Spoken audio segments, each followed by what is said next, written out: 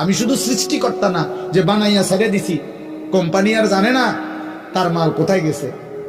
দুনিয়ার কোম্পানি তো এমন হয় যে কোম্পানি বানাইয়া ছেড়ে দিছে, বাজারজাত করে দিছে, প্রোডাক্ট করে, এখন আর কোম্পানি জানে না তার মাল কোথায়। রব বলেন না, আমি এমন মালিক না, আমি রব। আমার বান্দা কখন কোথায় আছে, কি লাগবে, কখন কি, অস্তিত্বের প্রথম সেকেন্ড থেকে পূর্ণতার শেষ পর্যন্ত আমি আল্লাহ।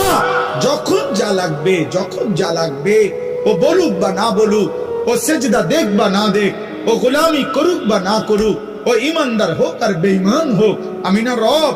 ওরে না আমি বানাইছি, আমি না খাওয়াইয়া রাখবো কেমন? আমি নরে বানাইছি। এই জন্য আমার বান্দা আমি সৃষ্টি করে ছেড়ে দেই নাই। আমি রব, আমি পালন কর্তা। প্রতি সেকেন্ড আমি খাওয়াই, প্রতি মুহূর্ত আমি করাই, প্রতিটা নিঃশ্বাস আমি নিতে দেই, হার্টের প্রতিটা স্পন্দন আমার অনুমতিতে চলে। হৃদয়ের টিকটিক ঘড়ির টিকটিক না, হৃদয়ের টিকটিক এটা রবের ইশারায়, চোখের পলক রবের ইশারা নাকি?